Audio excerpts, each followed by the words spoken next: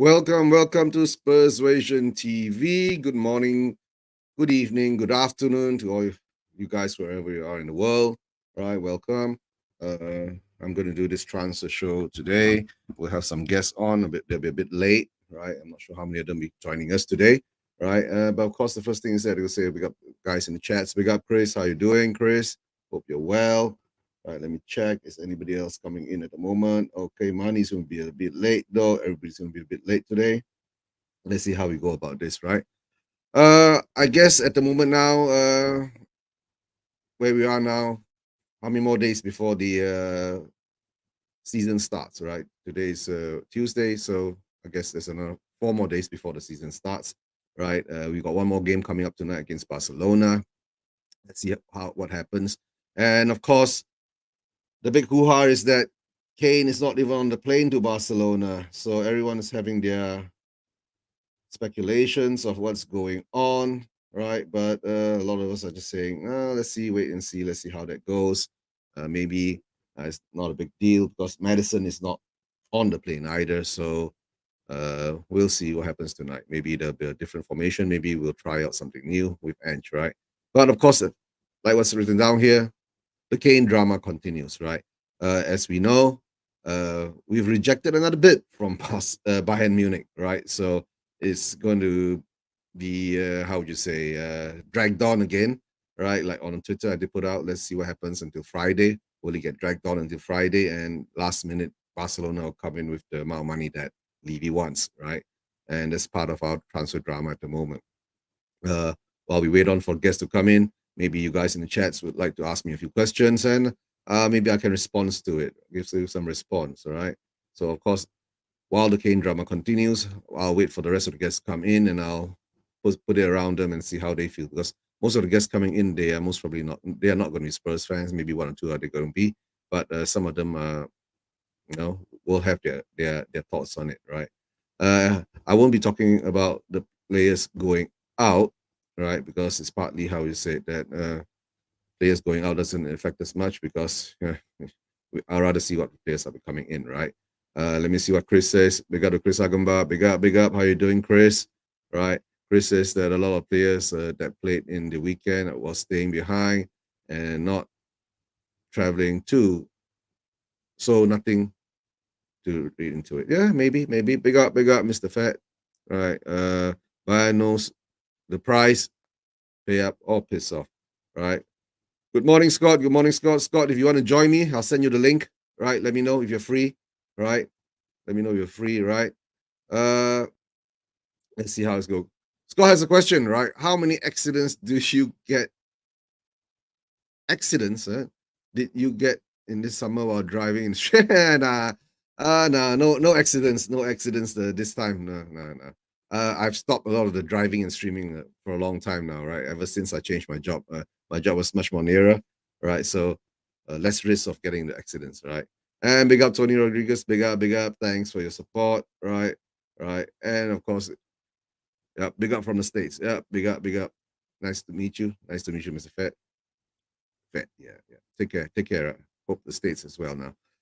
Since we're all Spurs fans at the moment here, let's see, okay? Decky, 30 million, which he was on loan, right? I mean, these are all the prices in euro, right? I've got these prices all in euro, not in pounds, guys. So don't be mistaken, right? Decky, 30 million, was on loan with us about 2 years ago. I mean, 1.5 years ago, if I'm not mistaken. His deal was just confirmed, and he somehow or another put into this season's transfer, right? Madison was more of a surprise. The early signings coming in at 46.3 million pounds, right? Will he be a good signing for us? I'm not sure. But of course, we all have high hopes on Madison, right? He was supposed to be the missing creative spark that we need in midfield. And to tell the truth, we've been linked to Madison for at least 2 years now. So at least we've got our man, right? And let's see what Scott says. I will only be able to listen in the morning. Yep. Have to drive the kids. Yep. Okay. To take them to summer camps. So can't join. Okay, Scott. Right. Good. That's good. Yep. Sending the kids to summer camp.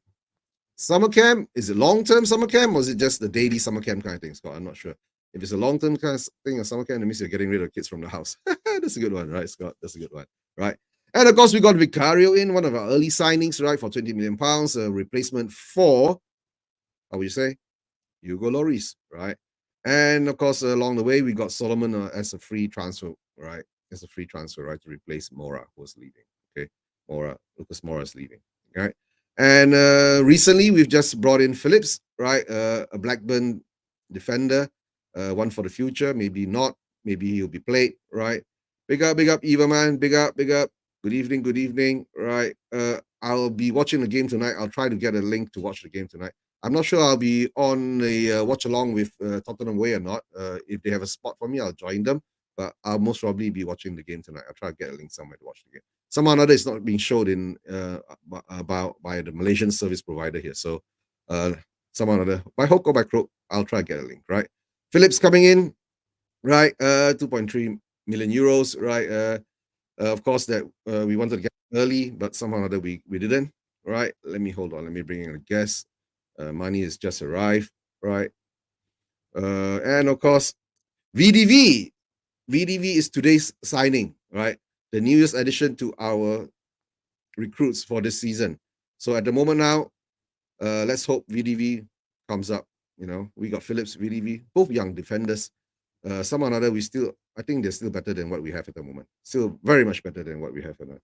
Hey, Tendon, big up, and tendon tendon item. Yeah, yeah. From Philippines, big up, big up. Right, Newcastle fan. Let's see. If you want to join us, let me know. I'll send you the link. Right. If I'm not mistaken, I have you on Twitter or maybe on WhatsApp. Right. But somehow another money still hasn't been able to come in yet. So hold on. He'll be coming in soon. Hi, money. Sooner than you had people thinking. I did tell you I was going to be a little bit late, but I Yep, wasn't going yep, to miss yep. it. So Yes, good to yes. see Thank you you very back much. in fine fettle, none the worse for wear. But now you've learnt your lesson. If you must have a detox drink, make sure it's prescribed by a doctor. No Yeah, I know. disrespect to your wife. You Yeah, know, wives are wonderful people who have nothing but the most what have the best intentions. Of course, I can't know because I'm not married, never even been in a relationship. But I did uh, have a mum for 37 for 42 years, and I'm 40 years, and she was wonderful. yeah, But yeah. Yep. anyway, Okay. so I have by the way, yeah. I No, see I see you've updated the transfers. There's a guy named Phillips there. That wouldn't be Calvin Phillips, would it? no. Ashley Phillips. He's a defender from Blackburn. We got him on a cheap. It was another Spurs kind Ooh. of signing, right? We want to get him in early, but then when we want to get him in early, Blackburn upped the price to something about like £5 to £8 million. So we held back until about last Saturday. That's when his release clause kicked in at £2 million, and that's when we got him. I That's see how we. you paid an extra 300,000 bob just to keep Oh no Blackburn no no! happy. That's in euros. All these prices here now is in euros, right? So Ah, cool, cool, cool, uh, cool, so cool. so and not to say the least, right? We got VDV in, right? Van der Veen from Wolfsburg at 40 million euros, right? Most probably it'll be going up to 50 million euros with the add-ons and all that. A 22-year-old defender, right? So these two players are the more or less the players that we needed money, right, at the moment. And there's another guy called Velis, Argentinian young boy, right? He's supposed to be up and coming. I'm from Rosario Central, if I'm not mistaken, from the Uruguayan league or something like that. Hmm. So we will So try to, but hopefully, but he's not confirmed yet, but he's the question mark there, right? But before yeah, we go on, I okay. just wonder though with that guy Valise, that youngster, you Mm-hmm. bought him, but I just wonder if you're just going to keep him there for experience and possibly send him out on loan, like we've done for a few of our players. We always do that. We get them young, get them in, and after that, don't use them, send out for loan. Then they end up not going much of anywhere, right? But let's let's while we talk about this as a striker, right? I just want to get your opinion on this, the Kane drama. What do you think about this? All I can say is here he is, and this saga has rocked you like a hurricane. Serious, that's all. Yeah, listen, I know that's a horrible joke, but I am sure that quite a few of your subscribers are big, fans of rock music. So you can't not know that I song know, I know, by I know. Germany's finest, the Scorpions. Yep, I know. And you know, Spurs are playing a very dangerous game, and it looks as though they're rather willing to, keep him for one more season and then run the risk of letting him go. I think what seems to be happening here, Eugene, is that they're putting a lot of eggs in Angie's basket. Yeah, Obviously, last season was absolutely dreadful by all accounts. The promise of the Champions League, giving way to, the exit and obviously the huge slump and not even qualifying for Europe this time around. And I think I did mention, I think I did in the last time we talked, I did mention that I was speaking to a few mates of mine, one of who's a Celtic fan, telling him that Ange had made a mistake. But the Celtic fan was saying no, it was the best decision that he could make, although he did wish that Ange didn't make a song and dance about staying at Celtic, only to suddenly change his mind. But then it was expected that he would move to a bigger opportunity. And you can't turn down that sort of money. But I think Ange has come in, said the right things, and has obviously made a promise to try and revive the fortunes, almost like Pochettino did. So I'm not saying that he's Pochettino Mark II by any means, but Levy seems to be trying to do whatever he can to convince Kane, and with Kane, Heung-min Son, that both of them are going to be big parts of the season ahead, and that keeping them will be pivotal. If Spurs once again flatter to deceive, then they are going to let him. They will probably end up letting him leave on a free. We're not exactly smart in that sense either, because we could have sold Ainsley Maitland-Niles for about 20 million bob to Wolverhampton Wanderers not too long ago, but Arteta opted to keep him. Didn't even bother to use him in what was his better position, and we let him go on a free, and now he's gone to play for Olympique Lyonnais in League One. So mhm, Levy's yeah, playing a very dangerous game. I wouldn't. I mean, it might be a bit facetious to call it a dangerous game per se, but when you are taking that big of a risk, that puts all the more pressure on Ange and Kane to try and deliver. And I only hope that there will be a resolution to this, because in as much as people might compare him to Alan Shearer does have one thing that Harry Kane doesn't. I mean, of course, both of these guys have captained England. Both of them, of course, centre forwards. Both of them have scored plenty of goals. But Shearer does have a Premiership trophy, the title, and yes. yep, and Kane doesn't. So for me, if I were a Spurs fan, in as much as I would adore Harry Kane, I certainly wouldn't want him to stay if he doesn't feel as though he can give 100% under current circumstances. The only problem with that, though, is that it could lead to a domino effect, because if Kane leaves, Heung-min Son might end up being bereft. And so, how will he be able to adapt to any new potential changes, a new striker coming in? We've seen with Liverpool that they weren't quite able to get their act together in the first half of the season, although in the second half they started to cook, even though it was effectively too little too late. So Mhm. I would say that, there has to be a sense of compromise from all parties, and also a sense of reconciliation. And that's the only way the club can move forward. That's true. That's true. And 10, if you want to join me, right? I already sent the link to your Twitter DM, right? So you want to hop on, just hop on. I'll resend it to you, right? Okay, Manny, just to let you know, right? I think Son has already committed to Spurs because there was an offer from Saudi Arabia, and he did come out outright and says that I'm not going anywhere, right? My passion is, he still wants to prove things in the Premier League, right? So at the moment now, I guess Son will still be a Spurs player. And if Kane does leave, right, I don't think it will affect Son that much, because more or less then the spotlight will be on Son for Son to perform, right? Because Kane has been injured before and Son has taken over the mantle before. So I'm not too afraid of that. But what I'm afraid of now is, right, while this drama is going on, like what you've been saying, right, the reconciliation of the squad, right? What's the morale like? Is he staying? Is he going? Right? Is he going to bring down the whole squad, mentality? Or is Ange going to say, okay, this is going to be a cutoff point, right? I'll give Kane a certain level of, if he doesn't go, okay, uh, like our fan base now, right? There are there's like 2-3 factions running around. There's a group of us saying, let him go, we don't care, might as well take the money and rebuild, right? Then there's another faction that says, we can't lose him, who's going to replace the goals, right? And then there's another faction that says that there's no problem replacing goals, there'll be always someone else stepping up, right? But of course, for me, I don't care, to tell the truth. I'm bored. If he stays, he stays. And if he stays, right, he has to give his 100%, and he has to show that his heart is in it, right?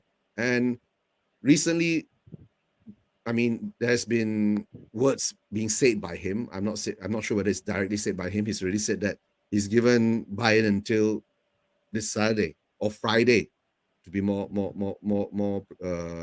correct, right? To settle this matter. If not, once he plays in that Brentford game, right, he will stay on at Spurs until end of the season. But that will come to the sense that if Levy will not take that 85 million, 90 million pound offer, right, and Kane stays and he sees out his contract, right, and he leaves on a free, then that will reflect back on Levy again. You know, Exactly. I mean, yeah, it's like, you know, you're not talking about like, you know, your Arteta and Nate, Nate, what's the guy you say? Maitland Niles, right? Yep. So, and Kane is like an icon, not only for Spurs, furthermore, he's the England captain, you see. So, as I see it, I know Levy is stubborn. Most probably he must have put at least 100 million pounds plus add-ons on him, right, for him to leave, right? But in the day, when push comes to shove, I'm waiting for this Friday, because Bayern supposedly have come in one with 3 bids already, right? And they threatened Levy early last week, end of last week, by saying that if you don't give me an answer, right, we will pull out. But now today is already Tuesday. They are coming in with their 4th bid. So I guess the chicken run, right? Levy has won round 1, right? So I'm waiting to see 3 more days, if I'm not mistaken. Wednesday, Thursday, Friday. By Friday, I think the decision has to be made, because even like today, we got a game against Barcelona. Kane hasn't flown out with the squad, but of course, I think there are a few players that didn't go. Madison didn't go, Kane didn't go, and I'm not sure who else didn't go. But I did see Son on the plane. Decky was on the plane, right? Most of the other players were on the plane. So when you come down to scenarios like this, right? My biggest question has always been, I've been asking it, why wasn't this settled last season? Right? Why wasn't this settled earlier?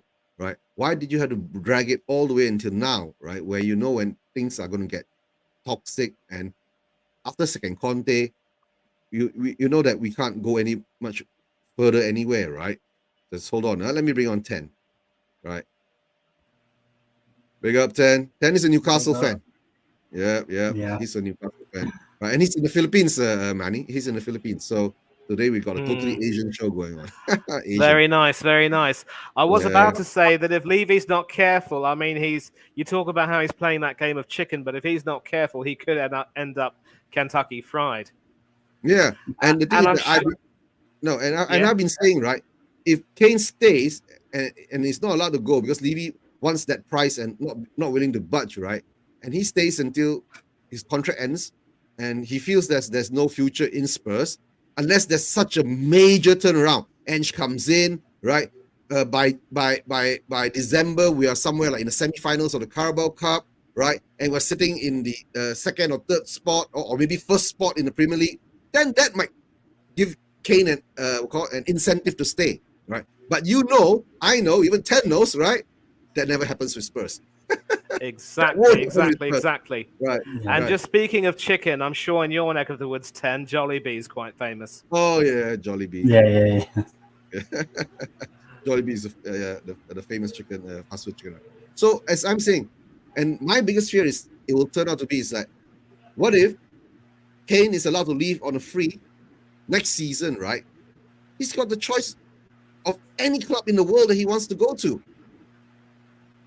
You get what I'm saying? Chelsea has always been the one that I'm going to say he will most probably go there, right? Right. My biggest fear, he might end up with you, money. Or just to piss Kane off, or just to piss Levy off. I mean, Yeah, isn't well, Kane a boyhood Arsenal fan?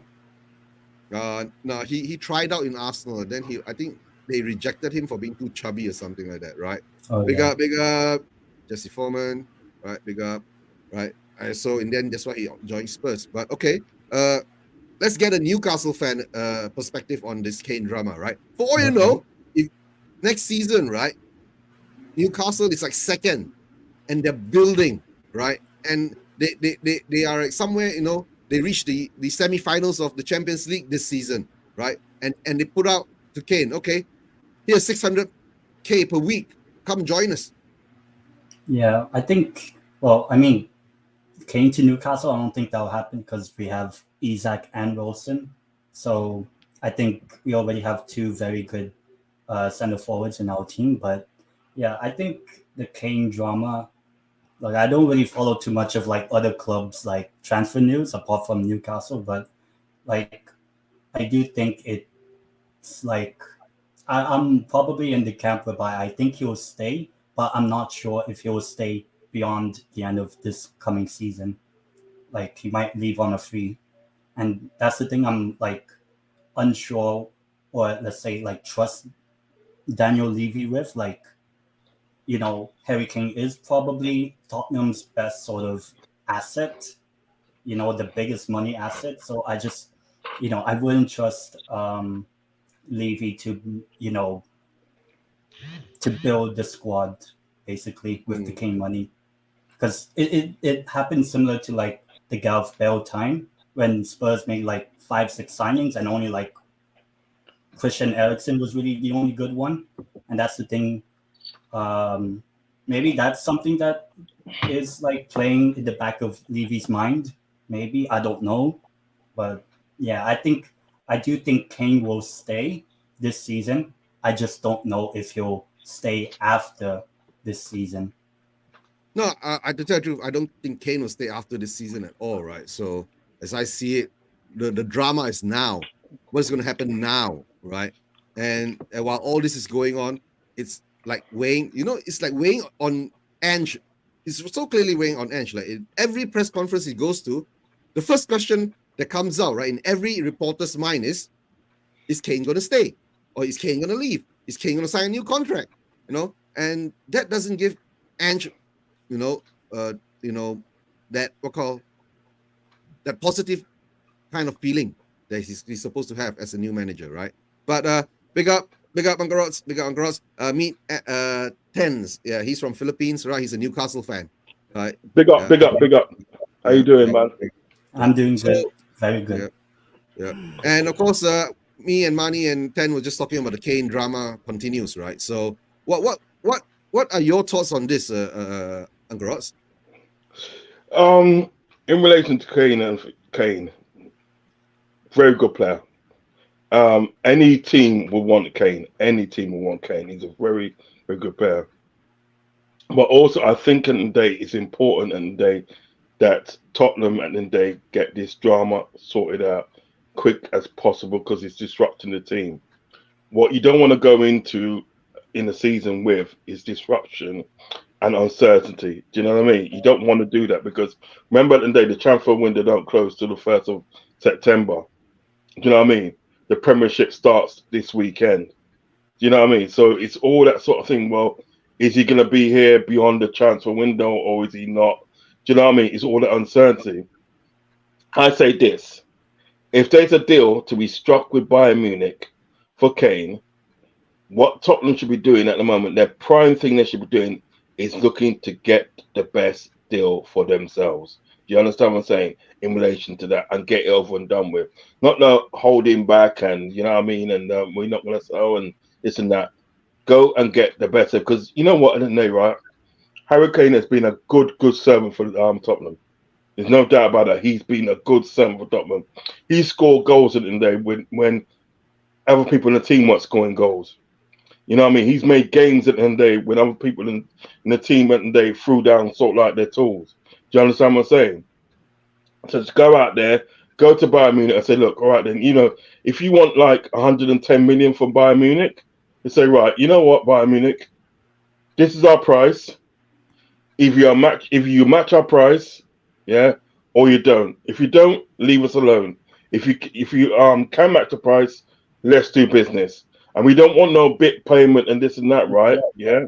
The only way at the end of the day, sort of like that, we're gonna take a bit payment from you, right? We want 90 million up front, and you can pay the rest of 20 million in a day, so like bit off bit by bit. You know what I mean? But we want 90 million up front. You have to go and get the best deal for yourselves.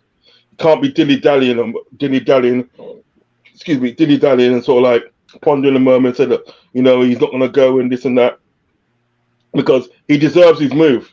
He literally deserves his move. And you know what? And it's not as if at the end of the day, it's like, you get rid of Harry Kane, he goes, and for that, you still got Song. So all you got to do for that is to go out and end day and sort of like, get like a midfielder and get like a striker. Yeah. That's all you have to do for that. And you're nice. You're literally nice. Do you know what I mean? So just get the deal done and for all this uncertainty and stuff. It's not good for Harry Kane, and it's not good for the fans. Do you know what I mean? And it's you know what, isn't it? It's the fans that actually that suffer out of this uncertainty. It's always the fans. So just get the deal done and get the best deal for that will suit the club. That's true. Right. So, as you guys are sitting outside, right, watching this Kane drama that continues day after day, I know a lot of you don't care too much, but I mean, if I said that Kane is going to Newcastle, or Kane is going to Liverpool, or Kane is going to Arsenal, right, I'm sure you guys will take it with open arms. You'll be happy, right? Yeah, of course. Yeah, you would. Anything would have him. Anything. Yeah, any team will have him at the moment now. That's why I'm saying, if this drama continues beyond this start of this season, right, and it drags on all the way until next season, right, while when he gets the chance of, let's say that I got a choice to go to any team in the world that I want, then that's when the big drama will start again, right? Yeah. But to tell the truth, right, me myself being a Spurs fan, I'm actually bored about it, because every time, like what has been said, if Levy comes out openly and says that I've already said my price is 120 million pounds, Bayern Munich, take it or leave it, right? And Bayern Munich comes in and says, right, I'll give you 80, and Levy says no, fair. You can say, you're not meeting my requirements. But if Bayern Munich comes in and says that, okay, I'll give you 100 plus add-ons, then maybe there's we can sit down and talk on that, right? But at the moment now, like being a Spurs fan, you never know what's happening in our club at all, right? Whether Kane's going to stay, whether Kane was Kane, and the information comes out, by bit, and we only know that Bayern has put in the third bid, and Levy has rejected it, right? And Levy is supposed to meet up with the Bayern board, right? And Levy flies off to Miami. Well, the Bayern board is supposed to meet up with him, and the deadline is here and there. So more drama is created, right? But let me just say, big up to Jamie, big up Jamie. Jamie's actually in Manila. 10. Are you in Manila too? Cebu. So it's like an hour. Oh, you're in Cebu. Okay, you're not in the Manila. Not near him. Too near him. Because Philippines is a big country too, right? Yeah. So as this goes on, the drama drags on, right? The squad is like, I'm not sure whether Kane is here. Madison is saying that he'll love to play with Kane, right? He'll love to have that join up, and to tell the truth, I'm sure also Kane the head is a bit turned now, because we are signing in, players which are more or less trying to resolve our problems, right? This season, we've brought in 2 center backs, young center backs. We got in Madison as our creative midfielder, right? We got in a new goalkeeper. So everything looks a bit hunky-dory at the moment. But the problem of that, it's still the problem of the indecision of this drama that keeps going. But we won't go on and talk about the game, right? So that'll be very boring. But let's move on to, I'll go in this way, right? I'll go through each team that we represent and look through what we've brought in. I won't talk about speculation, because that person isn't here yet, because you'll just be talking about people haven't arrived, right? If we do that, right, if I go on speculation, right, Spurs will be linked to 3 million players, and we'll be doing a 24-hour stream for this, okay? It's true though, isn't it? It's true, right? You know that, Uncle Rods, right? Okay. Sorry to say this, but Uncle Rods, right? I was doing preparation for this show today, right? Liverpool has just only signed 2 players at the moment. Am I correct? Yeah. Yeah, Right. yeah, yeah, Soboslai and McAllister. And yeah, McAllister was very early signing, right? Somewhere in June, right? yeah, And Soboslai came in somewhere in July. So yeah, yeah. what's Yeah. actually going on with you guys? Is Klopp that confident that you don't need any more improvement? Because I'm sure you've lost all your midfielders, 8 players, right? Yeah, 8 players. Eight You players are lost gone. 8 players, right? You gotten rid of 8 players. I wish we could get rid of 8 players, but we only got rid of one. We got rid of one, right? You got rid of 8 players, and Milner is gone, Henderson is gone, Fabinho Fabinho. is gone. Yeah. Yeah, What? all right, I tell you he's gone. I tell you he's gone. Oxlade Chamberlain, Naby Okay, Keita, okay. James Milner, Fabinho, Henderson, Fabio Cavallo on loan, Firmino, and Nat Phillips. That's 8. 8. Okay. Yeah, Okay. Nat Phillips. Nat Phillips is like you could say he's good as gone. He's as good as gone because Leeds at the day want to buy him and they've offered 8.5 million for him and Liverpool's accepted it. Do you know what I mean? So it's just a matter of like Leeds at the day sorting out the money, and stuff and getting him over there. Do you know what I mean? But he's as So good as gone. that means it's 9 players now. No, it's 8. Or 8 together with Phillips. Yeah, 8. Yeah, it's 8. 8 together with Phillips. So So that means yeah, now you've left a big gap, right, in midfield, if I'm not yeah. mistaken, right? And I think you brought in these 2 players, if I'm not mistaken, so Bosley and McAllister is supposed to be on midfield to replace Milner and Henderson, Mm. right? And Fabinho. And Fabinho. So that's two players replacing 3 players, right? And 3 Well, solid, Lavia's coming today. but it's not confirmed yet, Garots. Well, Yeah. basically, basically, in the day, it's like, all right, this is how it stands at the present stage, and from that, right? This is why I think it will go through today. Um, Fourth bid in the day is being offered, and it's going to be 50 million. You know what I mean?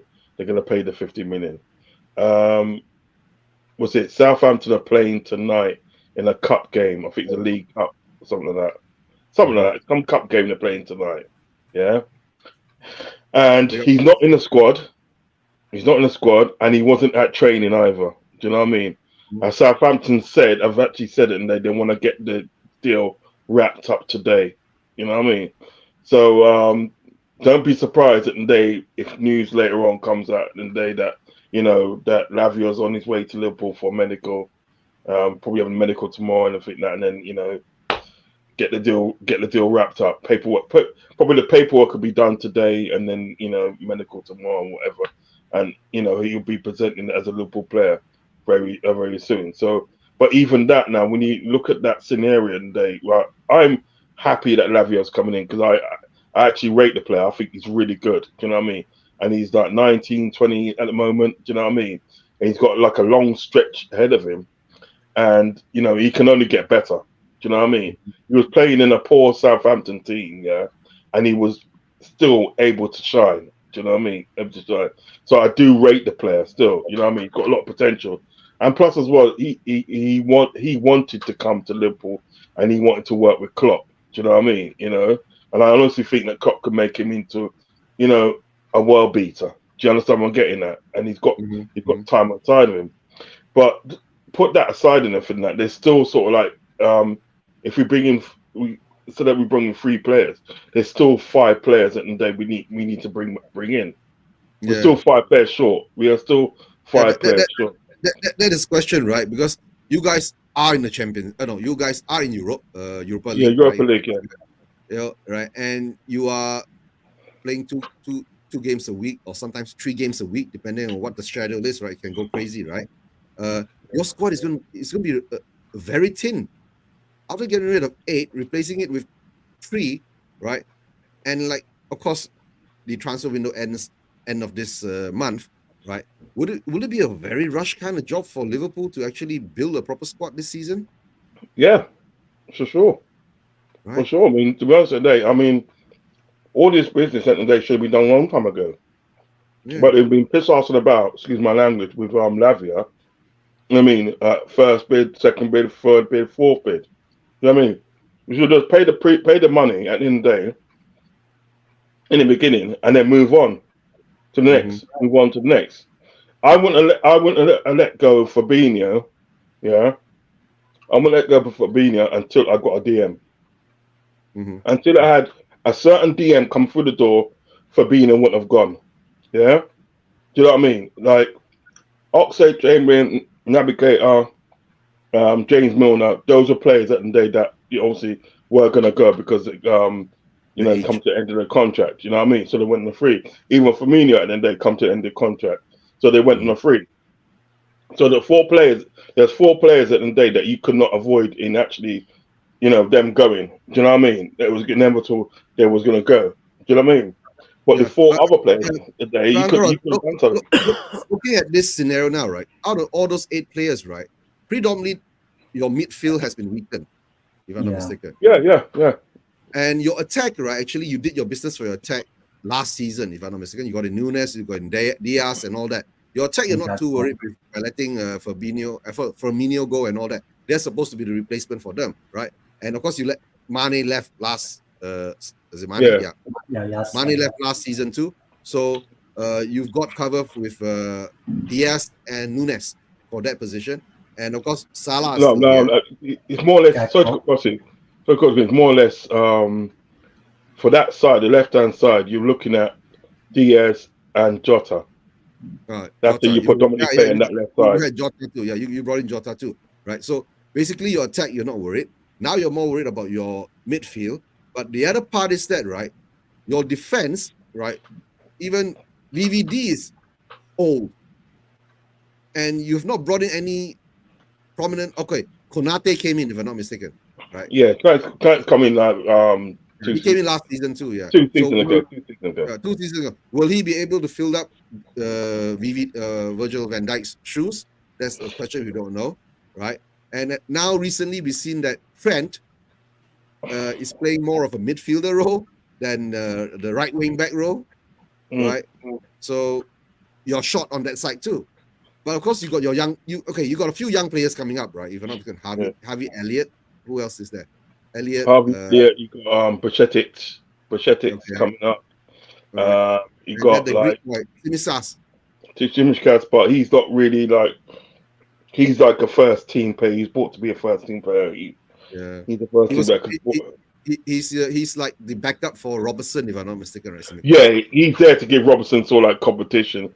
So basically, and the guys coming through. You've got Harvey Elliott coming through. You've got Pacetic coming through, and they're talking about this other young guy called Mbappe, and I think that right, which is a right back, and he's very good, very comfortable on the ball and stuff, and Klopp likes him, and he's literally come off injury. He plays in the academy, but he's come off injury, and Klopp's played him a few times in sort of like in pre-season, the one before, and Klopp likes him and Klopp's saying that he's going to get some minutes next season. So predominantly in the day, sort of like in relation to our defense in the flair, yes, it is weak because what it is at the day is that we've been playing a tactic and they of a high line. Do you know what I mean? Yeah, you do. You play very high line. Right. But when you bought people like Virgil van Dijk and you had people like Lovren, and then Matic came in, and then the man there, right, and then Robertson came in, and then obviously Trent. What it was at the end of the day, right? These people at the day can get back. They had the energy to get back, especially Virgil. Virgil had the energy to get back because I remember when the Champions League final, when Son had a run on the ball and everything that, and he kept with him all the way to the byline and saw it out. So he had that pace. But what it is, after a period of time and everything that, right, you lose that pace as you get older. You lose that pace. So you can no longer do that high line thing where you sort of like say, well, look, I can get back 20 yards and then think that, yeah, in a flash, when the ball comes over the top, I can get back. Do you know what I mean? You haven't got the energy for that. So what my argument is this, at the end of the day, right, is why don't you say to the it's down to tactics. Why don't you say to the defense at the end of the day, well, look, at the end of the day, right, I see at the end of the day that we're not able to sort of like hold our high line successfully now at the moment until we get sort of like, different players in. Do you know what I mean? Like more defenders and so forth. So why don't we and then they drop back 10 or 15 yards and everything like that? Because if you drop back 10 or 15 yards and everything like that, that's going to make the world of difference to your defending. Do you know what I mean? But saying that, we were in the market and day for some for a left centre back, and it was supposed to be the guy that's come to you, Mickey van der Ven. Van der Ven, yeah. Yeah, we was looking at him because at the end of the day, he was at Wolfsburg with the guy Smacker. When Smacker was at Wolfsburg, he was at Wolfsburg too, and he liked him. You know what I mean? But that didn't manifest. You know what I mean? But my argument is in the day, if you can't get that one, surely at the end of the day, that's not the only left centre back in the world. Yeah. Go and do your due diligence and go get one. But what it is, instead of us being pro-reactive, we're reactive. Do you understand what I'm saying? We're reactive, and that's what gets me about the club and everything now. Because look how long it lays took to get Lavia in. I mean, there's a good chance that obviously Lavia's going to come in, but look how long it's taken for that to happen. When you've got other sort of like holes in the squad and that you need plugging, and it's a constant thing that happens with Liverpool, and it's down to the owners. I keep on saying this. It's down to the owners at the end of the day, right? Not giving the money because Klopp can't. Sorry, Uncle Rod, you know how a Spurs fan feel now, right? Yeah. No. No, listen, that's what I'm saying. I literally had to know it freely because what it is at the end of the day is that what people got to understand, right? It's not Klopp that takes the money out his pocket and buys his players. It's the owners. If he goes to the owners at the end of the day and said, look, I want this, and this player and everything, that, yeah, right? And the owner says, well, no, you should get that player, or no, we can't afford that player, right? He can't have that player. So it's down to the owners at the end of the day to say, look, you know what, is at the end of the day, right?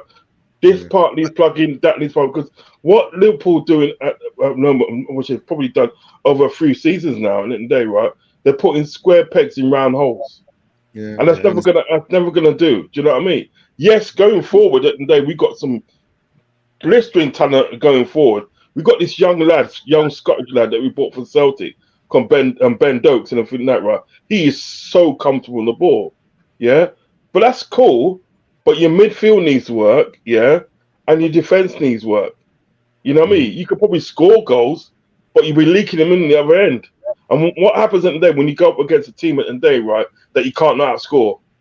What happens? Oh, you turn up with Spurs, right? You know, we conceded 63 goals last season. You end up being Spurs. Simple as that. No, it's the same thing, right, Uncle Rods, right? We were linked to Van der Ven for about 1.5 months. He just arrived today. After all the ding dong. So at least you got him. Yeah, at least we got him. So, like, for what you say is that for you and Lavia, the scenario is that at least you knew that the price was 50. At least now you're reaching 50, right? Because in the day for us that we will be still haggling for that extra 2-3 million discount along the way, and we'll still be dragging it on. Yeah. But coming to it, being football fans, we all understand each club's difficulties in signing players, right? Certain clubs don't have difficulties in signing players. Most of the clubs have difficulty in signing players. How do you want to sign players? How do you want to structure it and all that? You know, it's done very quickly. It's like saying you got in McAllister so early in the transfer window, right? Yeah. You got in Soboslai midway of July somewhere, if I'm not mistaken, right? Or end of July, right? Or somewhere middle, somewhere around that, right? And now we come to the first week of August. Okay, you've only signed 2 players, and now you're getting your 3rd player. I'm sure you're really not that happy with the scenario, and of course the blame was usually put on the owners. Yeah, and I'm sure a lot of the Liverpool fans out there are not happy with the owners. And like you said, if you get rid of 8, right? Because your squad originally is not bloated like Chelsea or Spurs at the moment. Yeah. You already gotten rid of 8. You need to replace at least 6 of those players. Yes, With the players, facts. at least minimum 6, correct? And now you've only got in 3, which is about 50% of what you need. And if that continues and the season starts, right? And let's say by September the 1st, you still don't get in more players in, right? That means, would you feel that this coming season, your chances of challenging will be actually diminished? It will be very hard. It'd be very hard because I had obviously hopes that then they sort of like, when the season finished and obviously getting ready for the sort of like this fresh season that we got now. I had hopes. I said, look, you know what? Um, if we don't win Look, the Europa Cup, if yeah, we don't win, like you guys were picking momentum, your momentum was picking up end of last season, right? yeah, You were but like something like 11 or 12, you chased all the way up to the 6th spot, right? uh, And all of a sudden, this happens.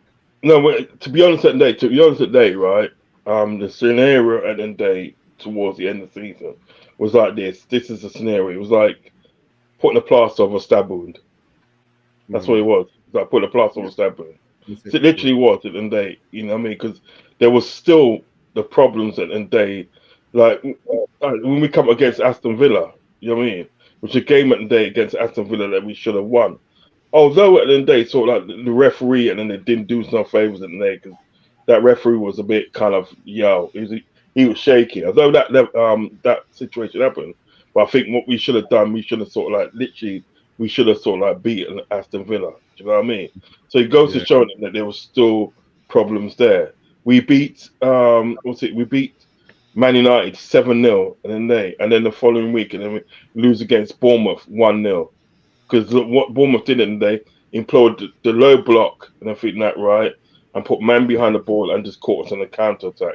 Do you know what I mean? So but they played a certain tactic and they done well in it. But what I'm trying to say, and these are problems that day that sort of like have been gaping in the team and everything like that for a long time, and it's because at the end of the day, like whenever like we've gone into transfer window and everything like that, right? We haven't sort of like taken advantage of the transfer window. Right. We won the Champions League and everything like that. Do you know who we signed after that? Do you know who we signed? I'll tell you who we signed after we won the Champions League. We signed Harvey Elliott for about a couple of million. Yeah. We signed Seth van der Berg from the Dutch club for about a couple of million. And we got Adrian on a free. That was our sort of like transfer transfer dealings, yeah, right. After we won the Champions League, yeah, when we won the yeah. league, after we won the league and everything that, right? I think it was after we won the league. I'm sure it was after we won the league. We never Yeah. bought anybody. Yeah, I We never know. bought anybody. Yeah, I know that feeling, right, Uncle Ross? I know that feeling. After us losing to you in the Champions League, right? Look what we did. It's the same thing. But of course, Alexander Steak, big up, big up. Huddersfield Town TV, big up, guys. Okay. Alexander saying, right? Liverpool are confusing, right? Feel like they can challenge with City for the title, but at the same time, finish in the Europa again. How leaky Liverpool defense is. Yeah, that's why we were Yeah, talking about yeah, it. yeah. How Facts, leaky, right? Yeah. But facts. of course, we've gone through the Liverpool thing. How do you feel about Liverpool, 10? I mean, before the whole transfer window started, I did think that Liverpool would, improve their team. But, very recently just realized Liverpool only signed McAllister and Szoboszlai. Um, so, like, how I see Liverpool upcoming this season is somewhat similar to what it was last season, but maybe they'll sneak into the top 4. But I think from a Liverpool perspective, just getting top 4 is not good enough. Liverpool, in recent times, won the league, won the Champions League. Now they're becoming, just a top 4 fighting club. So I think a lot of the problems, like the players that Liverpool let go, like Fabinho, Milner, Henderson, and a few others that, yeah, maybe their legs aren't what they were before, but they still have that sort of experience, leadership, and all that, whereby Liverpool haven't really replaced them. But yeah, I wouldn't. I think Liverpool will be in the top 4 race, but from a Liverpool standard, like how we knew them a few years back, that's not really good enough. And yeah, that's how I feel overall with Liverpool. The attack is really good. I think they can win games like 5-0, 6-0. They'll probably beat us both home and away, but they'll also lose games to a Bournemouth, maybe a Burnley and Brighton and all that.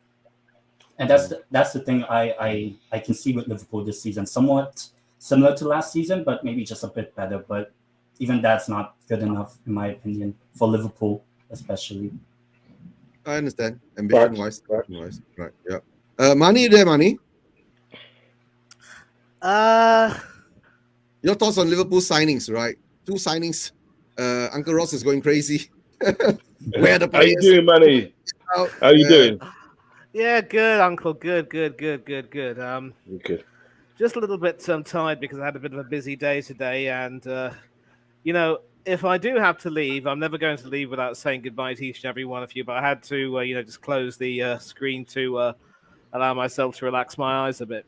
Now, with regard to Liverpool's transfers, I remember speaking to another Liverpool fan, Henry Ray Baker. Uncle Rod, you might know him, I think. Yeah, I do. And he Yeah. was telling me that in as much as they were able to do a pretty good job in replacing Sadio Mane last season, eventually, and also try and look like they're strengthening the midfield by getting in McAllister and Szoboszlai, it's the defense that's going to be the biggest particular problem. And both these two guys right here, their names. I mean, Szoboszlai is always a difficult spelling, but that spells quality, as does the world champion McAllister, who, contrary to what a lot of people think, is actually of Irish blood. But the defense is going to be the biggest worry, and I think before you left, Uncle Rod, we were speaking about how the defense might need a little bit of a bit of shaking up a little bit because not many players were at their best form last season, but certainly Virgil van Dijk wasn't. And a lot's going to be depending on him this season to try to shake off some of those blues because it's also affected his performances for the Netherlands.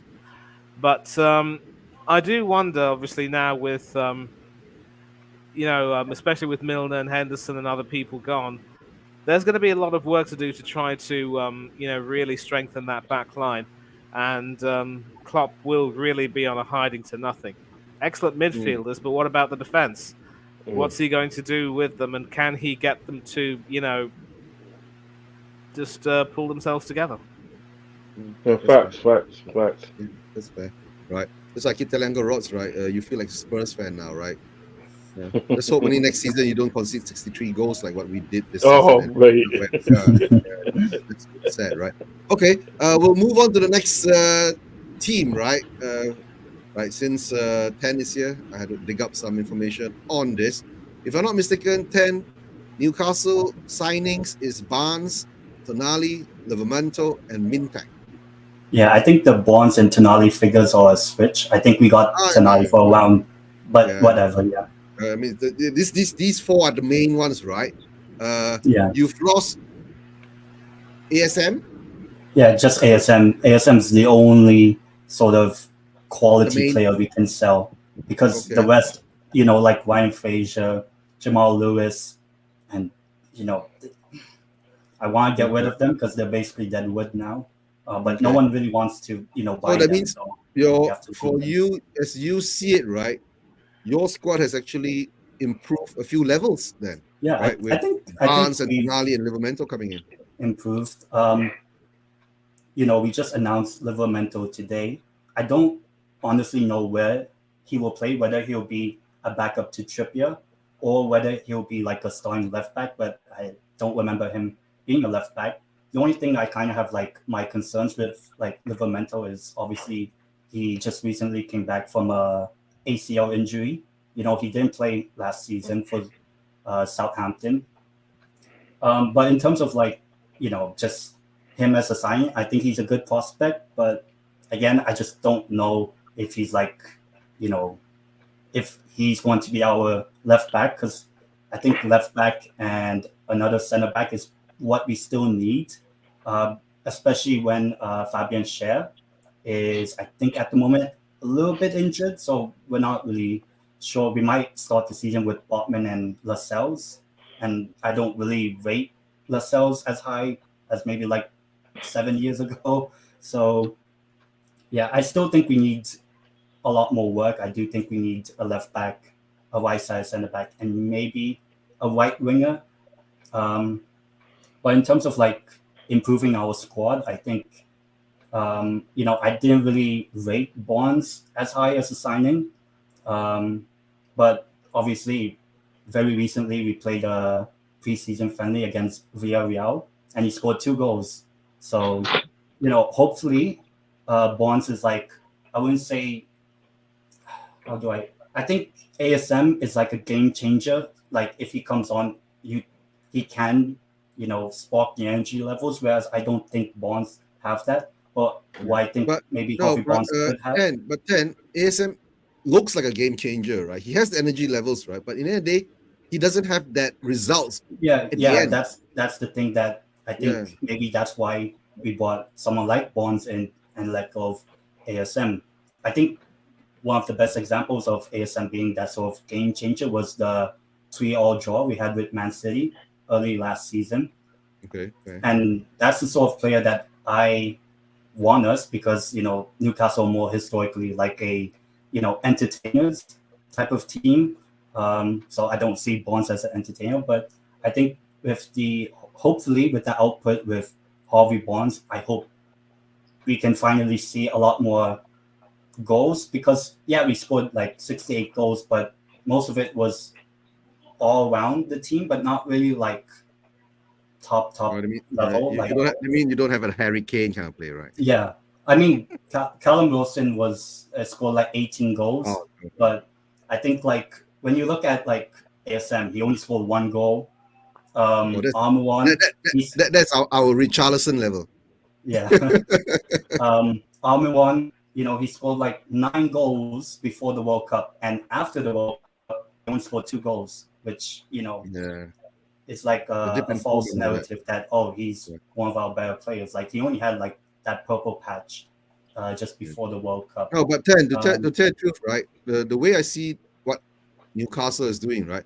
They are like shipping out that 1-2 players and bringing in another 2 or 3 players to actually bring their levels up to a different level. yeah, And not to forget, you guys are actually in Europe this season, and in the it Champions League. becomes a different, Champions League. It becomes a totally different ball game when you are playing so many games a week. Yes, we've been through it.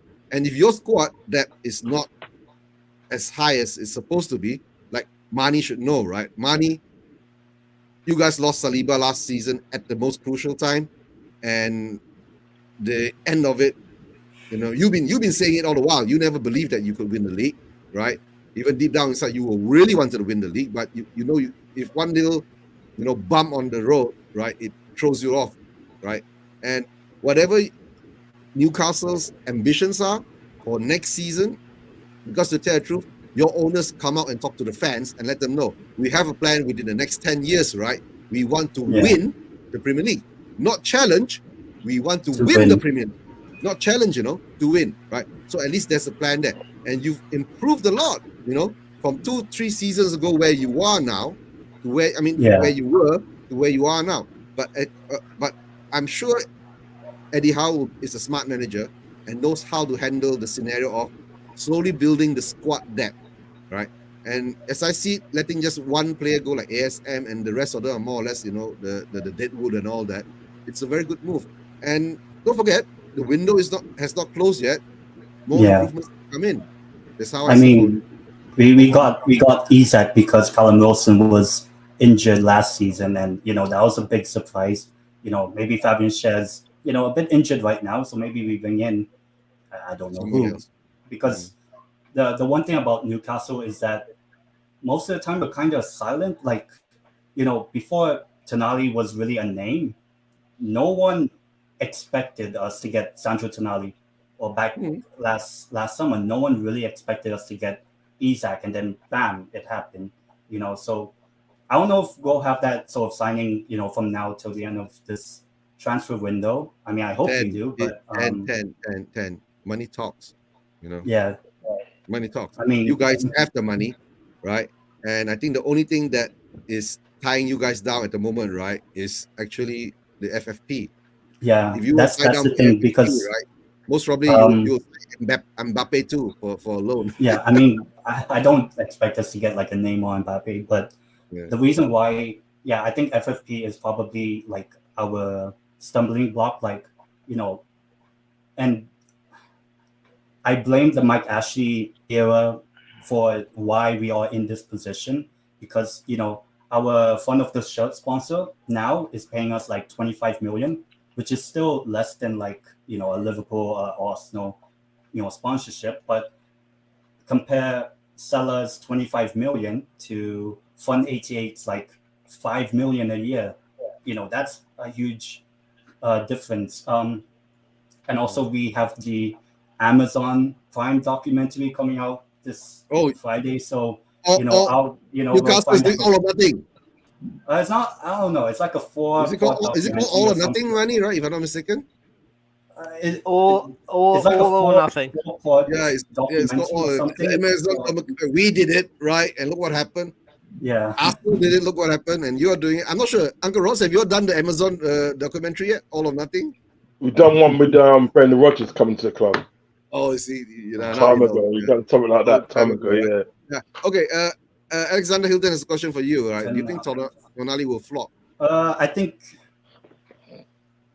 he's a Tonali's player a that, midfield. He's a yeah, holding midfielder, he's or like I think he's a Bruno box to box. Guimaraes type. Like he can play as a 6 or as a number 8, basically. Okay.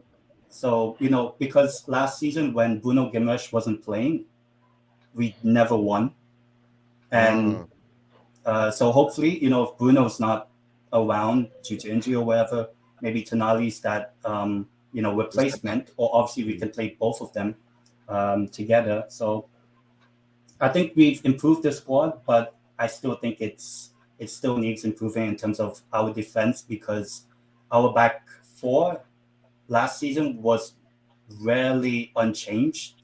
You know, we were kind of lucky without having any injuries for the most part, Yeah. but that, you know, with more games, you know, hopefully we don't get any injuries still. Hmm. But I still think we need depth in terms of our defense mostly. In terms of midfield, I think at where we are right now, I think it's all right for this season. Maybe next summer would be different. And our attack, I think it's good at the moment. Maybe just need another winger on the right hand side to, you know, be better than like Almiron or Jacob Murphy. Hmm. Okay. Okay. So I'll come to Uncle Rod's, right? Because you're not mistaken, Newcastle ended fourth last season and Liverpool ended fifth, right? So, Uncle Rods, do you think you are going to be able to catch up to Newcastle this season? You know, first off, and then I got a lot of With respect. the players they're improved on with, right? It'd be hard. I mean, first off, in the day, I've got a lot of respect for Newcastle because what it is with Newcastle, they've got obviously got a load of money, but they're not going crazy. They're not going gun ho, and they're buying these players at the day that they need, not players that they, not sort of like what they want. It's what they need. Do you know what I mean? And there's always a difference. Do you know what I mean? I mean, like Harvey Barnes and the thing that I rate Harvey Barnes. I've always rated him. I think he's a good midfielder. Don't know too much about the Tonali guy, but from what I've seen in there, he's he's pretty decent. Livermento, obviously from Southampton. Do you know what I mean? Decent again. Do you know what I mean? So they're buying all these decent players that can fit their system. You see, when Chelsea had all that money all those years ago, they were just buying any and anybody. Oh Do you yeah, know what I mean? or Man And City. yeah, and Man City, because what they were doing, and they're trying to sort of like corner the market. Do you know what I mean? So like, you know, they will get all these players and they're good players. You know what I mean? So nobody else can get these good players. Remember, there's one time at the day when Mourinho got his second stint at the end of the day with with Chelsea in the day, he was just buying anybody and anybody just for sake of it. Literally just buying anybody. You know what I mean? And it went lasting. He bought out Juan Cuadrado from Florentina, Colombian guy, because probably because he had a good name. You know, we had a good name in it for that. He came to Chelsea, didn't work out. Do you know what I mean? You know, and he bought that guy Remy in the day that was with Oh yeah, yeah, Newcastle. yeah, Remember he was in Newcastle yeah, looking yeah, at yeah, yeah. yeah, because we was linked with him. We was linked with him. Yeah, but like he went to sort of like Newcastle, and he went to Newcastle, and then from Newcastle he went to Chelsea. Hardly played him. Do you know what I mean? So you know, so I respect the way that sort of like Newcastle is doing business. They're not going wild. They're just buying players that they need for their system And that they're also, I playing. think like let's say Livermento. Obviously, I think I don't know if Livermento will play as a left back because he barely plays as a left back in his career. But it's also in a way like future planning as well Yes, because yes, he's yes. not that young. He probably has like 1 or 2 more years at like the top level. Yeah, yeah, Right yeah, now we yeah. have like Ashby, who's on loan at Swansea. We have obviously now Livermento. So I think this is also maybe what other clubs. I don't know about most clubs, but I think this is one of the things that most other clubs don't really do. It's like future planning in a way. Yeah, Like they usually yeah. buy it here now, but they never really, who can learn off of Trippier or who can learn off, um, It's I don't very, know, there's Wilson. very, there are very few teams that do that. I mean, we tend to do that, and they like, all right, when we bought in Trent Alexander, we bought him in the team and everything that, and winning everything before he's the age of 24. You know what I mean? You've always got to build for the future. In relation to sort of like catching up with Newcastle and stuff, I'm not gonna lie to you, it's not gonna be easy. You know what I mean? Not to say that we can't do it, but it's not going to be easy with the additions that they're making to their team. Do you know what I mean? And see, Eddie Howe, I'm telling you, and everybody, Eddie Howe is no mug. He is no mug. Because one Yeah, of the things that Eddie Howe did and everything that which I respect and which a lot of managers don't do at the end of the day, right? When he was out of a job at the end of the day, he went and learnt again. Do you know what I at mean? He went and learnt. Flamengo. Yeah, he sat with Pep Guardiola. He sat with Klopp. He went to Portugal. He did this and did that. He went to Did A all Madrid. yeah, He Yeah, the went to A Madrid. Madrid That's right. to learn, Simeone. Yeah, he was to sitting. learn. He was learning. He was learning at the end of the day, right? Up in his game, as it were. He was up in his game, trying to see what more he can learn and everything that, right? And how he can improve at the end of the day, right? That's why at the end of the day, like people like Kim and Klopp at the end of the day, I've got a mutual respect. They've got mutual respect because he hanged around Klopp at the end of the day when he was out of work, and he learned some tactics from Klopp. Do you know what I'm saying? Same with Pep Guardiola. Do you know what I mean? Same with Ancelotti. Do you know what I mean? So really, what he's done at the end of the day, he's come back at the end of the day, right, to England and got the Newcastle job at the right time. And he's got Newcastle. I'm not being funny. He's got Newcastle playing a brand of football at the end of the day, which is exciting. Now or something. Now, not saying that like Newcastle wasn't any good to watch. I'm not saying that because the days at the day of like Rob Lee and Oh yeah, uh, the entertainers yeah, basically, or Les the Ferdinand and all them man there, you know, for that. Yo, they're yeah, they're popping off in that Colombia. Oh, I forget that Colombian guy. Tino Asprilla. Yes, really, yeah. Boy, Yeah, that's really the bad man still, you know. I don't care. Ain't I gonna mean, lie, he's a bad. I'm too young to experience those Yeah. days, but But I've seen, yeah, brother, I've seen him play on TV. I'm old enough, you know what I mean, to see him play on TV. Yeah, and I'll tell you, and they right, them man there were ballers. Do you know what I mean? That team that Kevin Keegan had with Newcastle, especially with Andy Cole and them man there, whoo, don't play. But like what I'm trying to say is that I'm not saying that today it's gonna be easy. By no means it's gonna be easy because if I said it's gonna be easy and they it'd be literally and they're downplaying all the good work at the day that that Eddie Howe has done at Newcastle. Do you know what I mean? It's not gonna be easy, but it's not impossible. Put it that way. All right, that's fair. That's fair. Right. As it goes now, I think Mani, can you hear me? I won't Man be able fall to hear asleep in there. you. Yeah, I think so. yeah, Yeah. probably. Because I was supposed actually the next team that we'll go to, right, will be actually, let me see. We'll talk about Mani with him without him on, right? And then most probably we'll shout at him later when we wake him up. All right. Alarm clock. Yeah, we'll be his alarm clock. Right. Arsenal in Rice, 116 million euros, which is 105 million pounds. Kai Havertz, 75 million euros, which is around 60 to 65 million pounds. Timber, 40 million euros. It's about, another 35 million pounds, right? Arsenal is splashing the cash this transfer window, right? So they are aiming high. How you say, the title, if I would say, Yeah. and not to say even they're going for Raya now as a backup goalkeeper for Ramsdale, right? Mm. So at the moment now, let me say big shout out to Luca, big up Luca, how you doing? Right, let me see. Right, just set my stream after your show. Feel free, right, guys, hop onto to Luca's channel. Right, he's a good guy.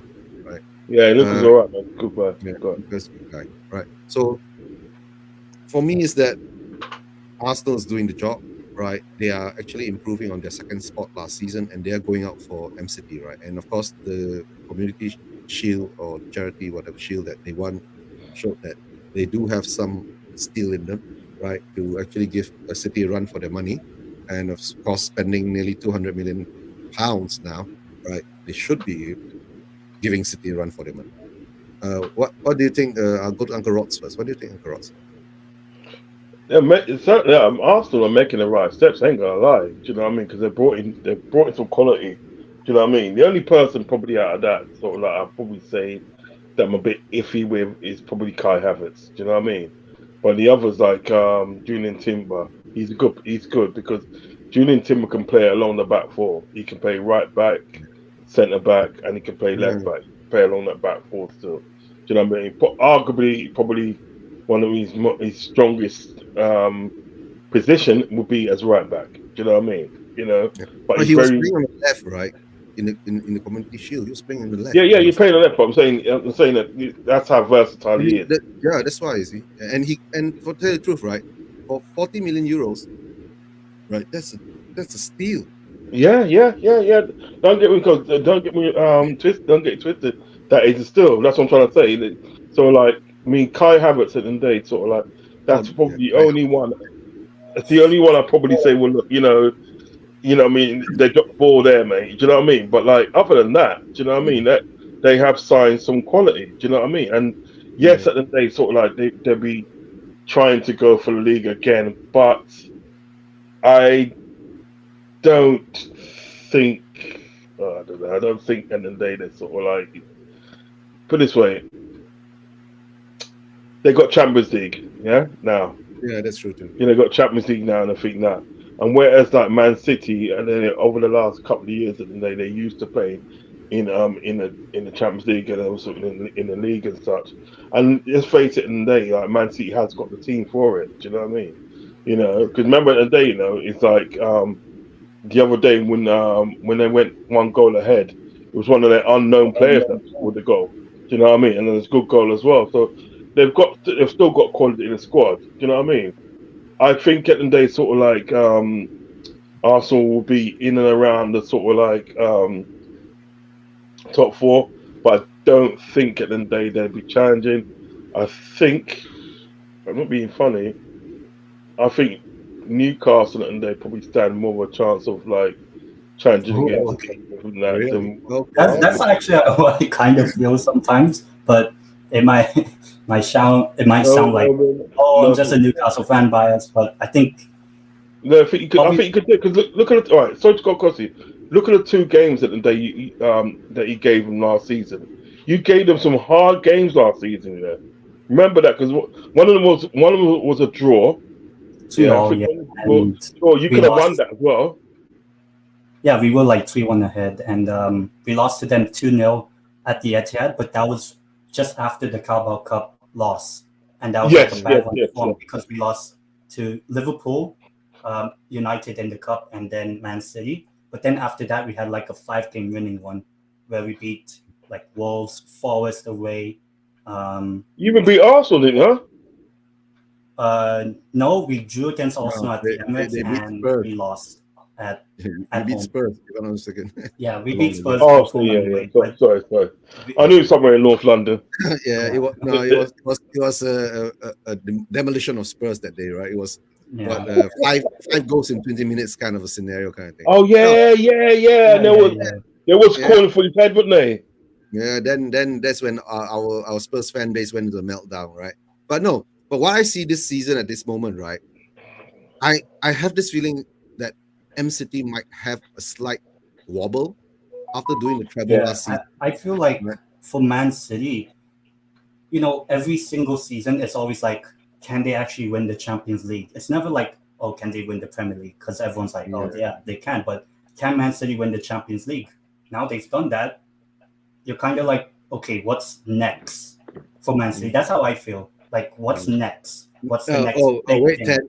The next big thing is the quad. Oh, yeah.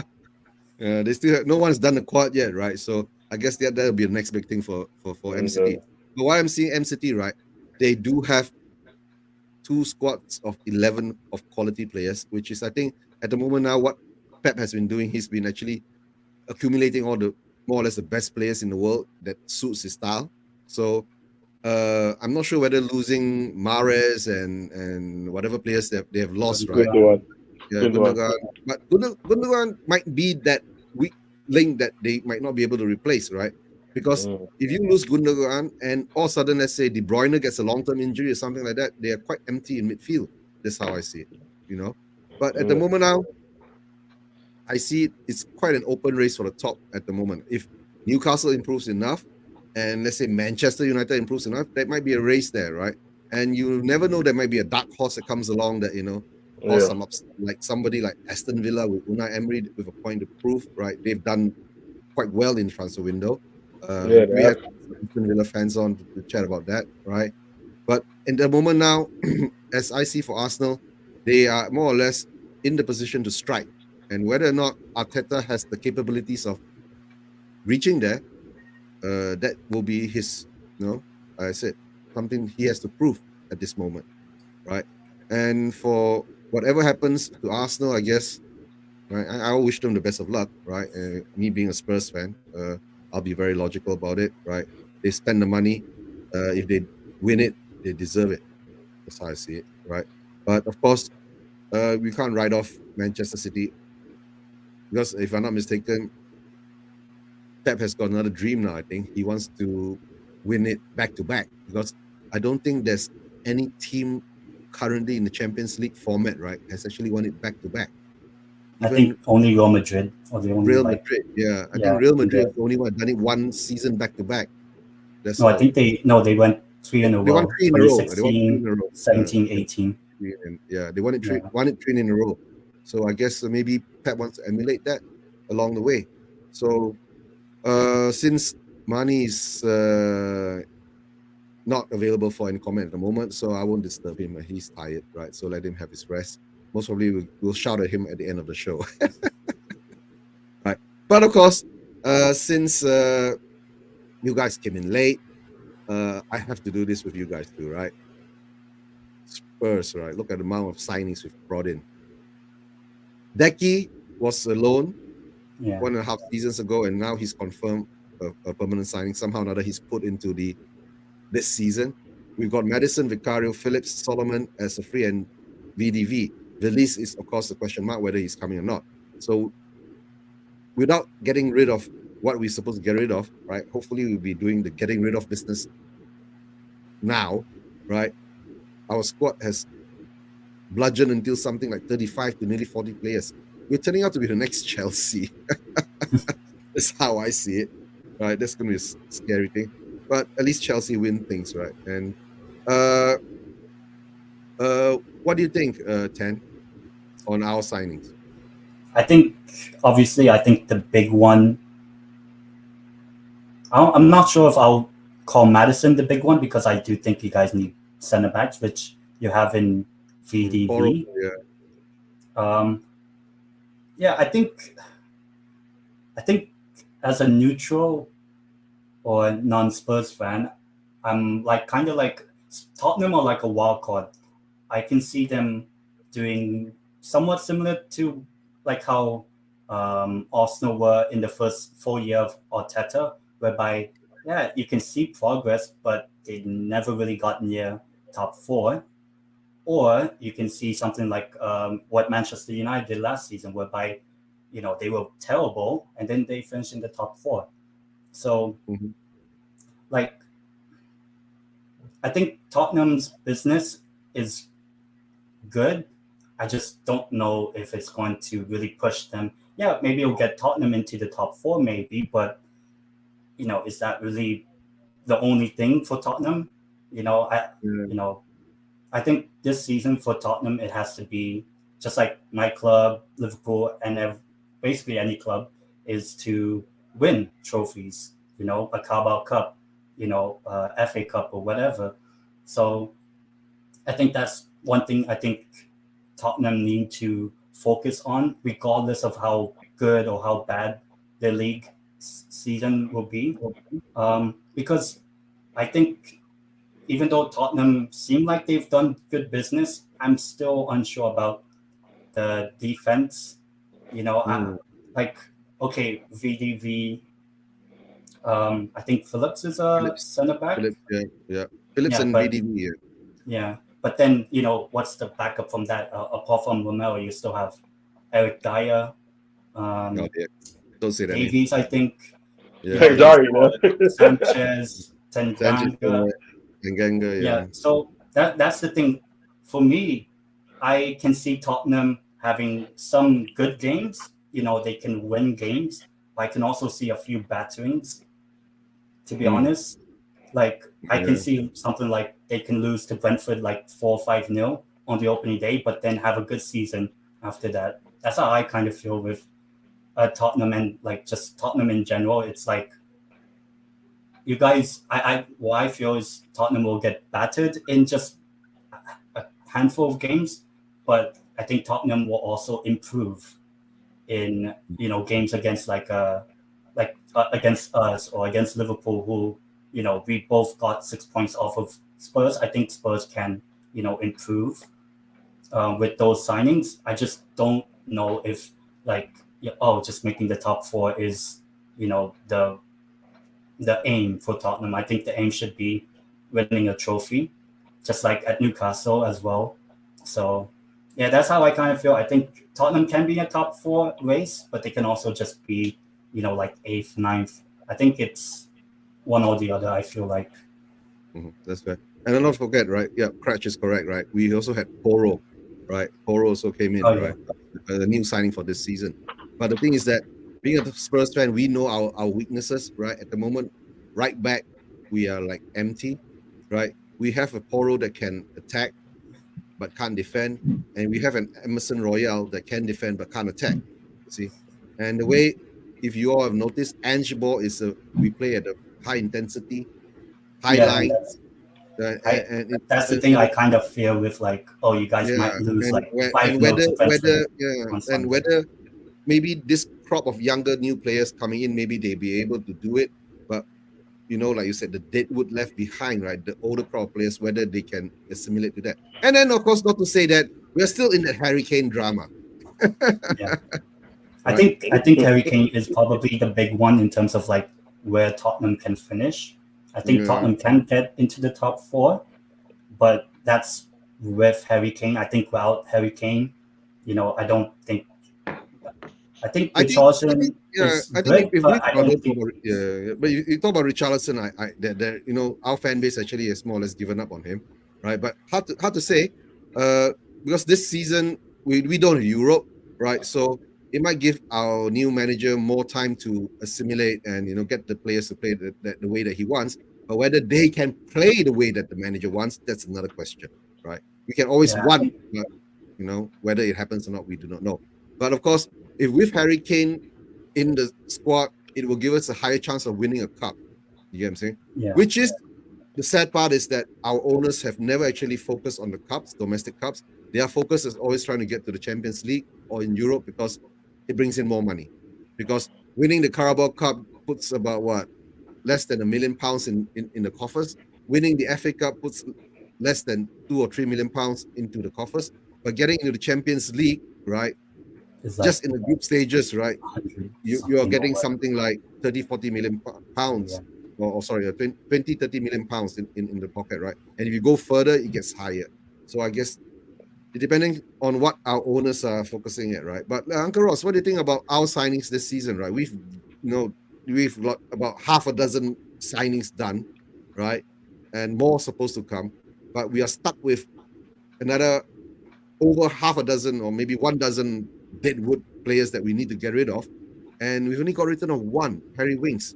And that was part of the deal where Madison came in, Winks went to Leicester. Is Yeah, yeah. Loris still there? Loris? Yeah, Is he still Loris there?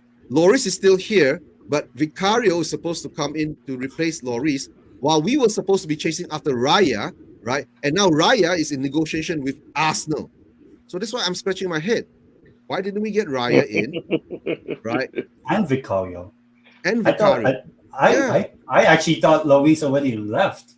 No, he's still here. He hasn't left yet. Yeah. So Uncle Ross, you think Spurs will have a chance to climb back into the top? Now, to tell you right, next season is the top 5 race. Something like that. Yeah, it's not. You know what? If you can keep Madison fit, you know what I mean. I would say if you can keep Madison fit, you could have a good chance. Madison with or without Kane? That's the question, right? If without Kane, actually, you know what?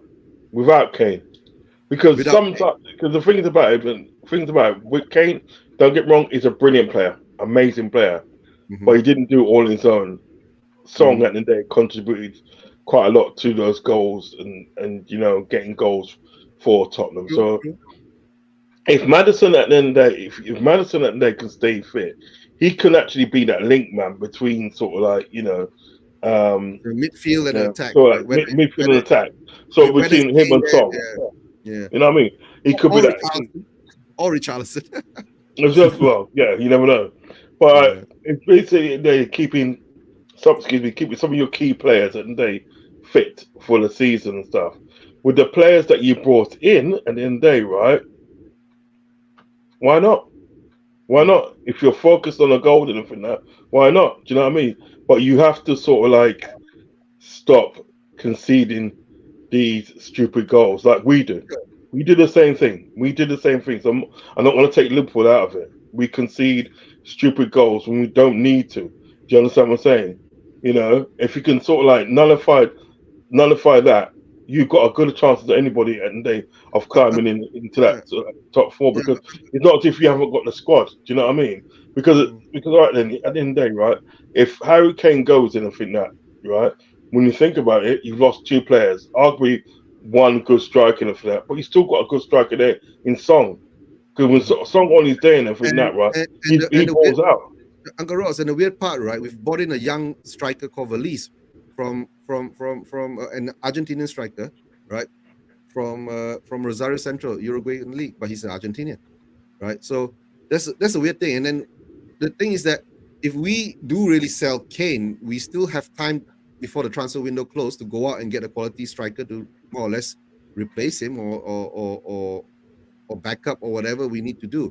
But what you're saying now is that Spurs, as I see it, like what Ten says is very correct, right? If our owners allow the manager, right, to focus on a cup or 2, like the FA Cup or the Carabao Cup, right, to win something, then it could be an achievement. Along the way, if we achieve Europe, then that is the bonus. But at the moment now, our owners is in reverse. You get what I'm saying? If you're going for Europe, right, and all of a sudden, it's Champions League or we have to go for the Champions League is the main objective.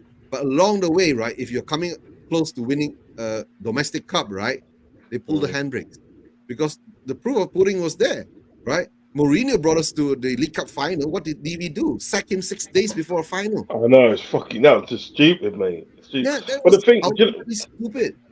But you know the thing about it, that's why I said it's important at the end of the day that Tottenham at the end of the day resolve this Harry Kane issue as quick as fast as possible.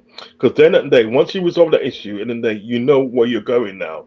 You know, at the day you're gonna have life without Harry Kane or life with Harry Kane. Do you understand what I'm saying? So it's important to sort that bit out. Yeah, as you said, you brought in an Argentinian sort of like striker to the Supposedly, team. we are not sure yet. We're not sure whether it's in yet, right? Because Valise Right. is supposed to be coming It, in. it probably will come in. Let's say it and he's coming in, yeah? Mm. Right. Now, you know these Argentinians, and they're strong. They're strong, He's a they're big passionate, boy. and they fight for everything. Do you know what I mean? Yeah.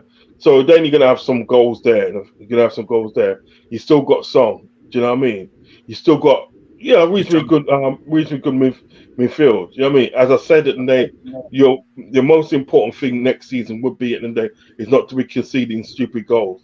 Do you know what I Yeah. mean? Yeah.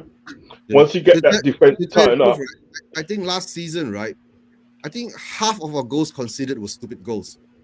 yeah, that's Simple what I'm saying. defensive mistake, half of our goals we conceded, like Dyer just not doing his job, right? Half of our defense is asleep when balls come in from corners.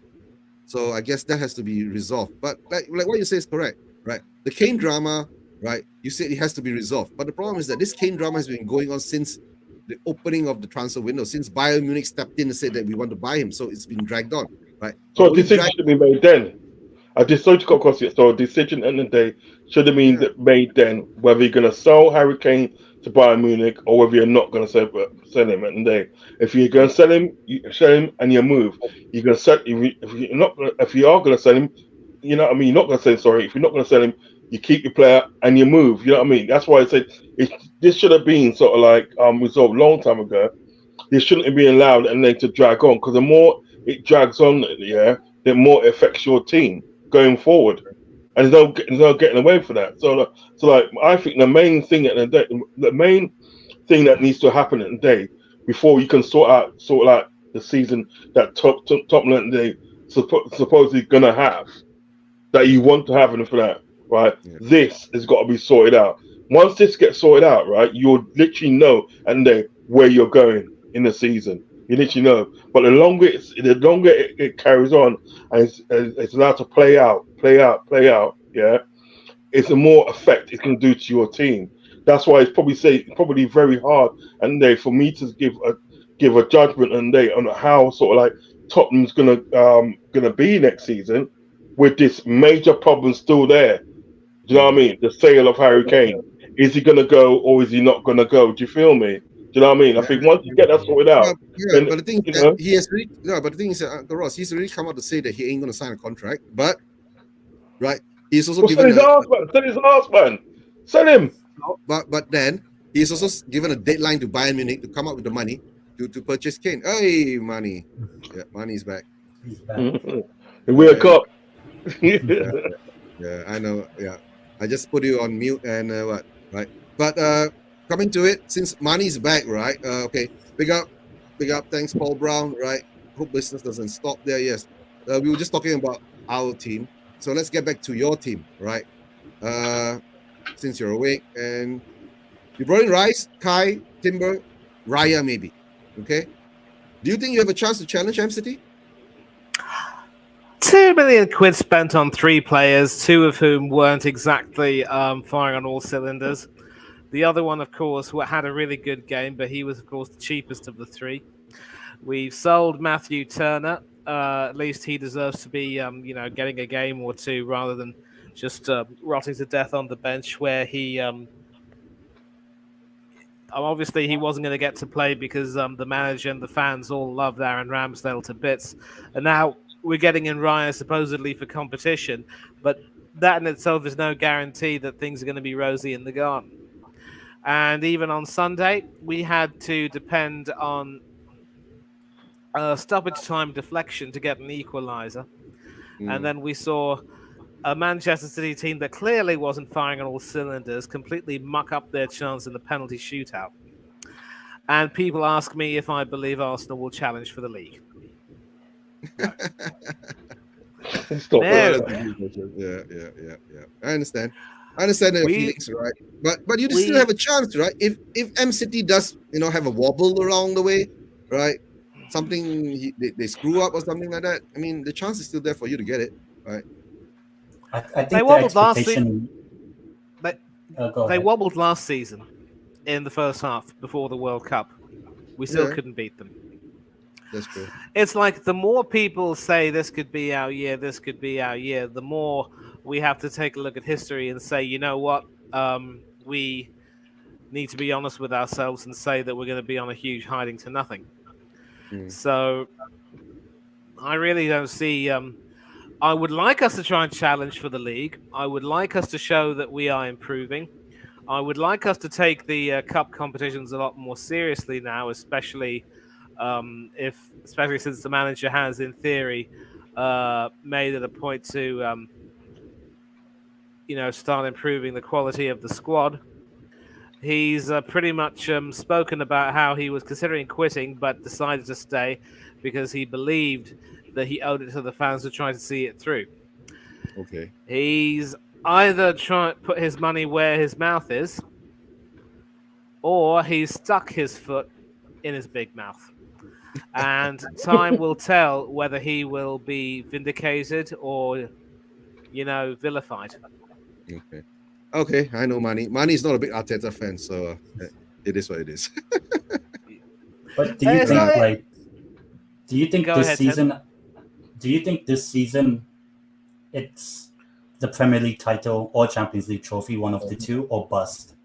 Like, do you see if you finish second again, whether it's like, similar to last season whereby you kind of wobble at the end or whatever, but if by the end of this coming season, if you guys don't win anything, do you see it as like, oh, it's progress, or do you see it as we failed to win a trophy for back to back, basically?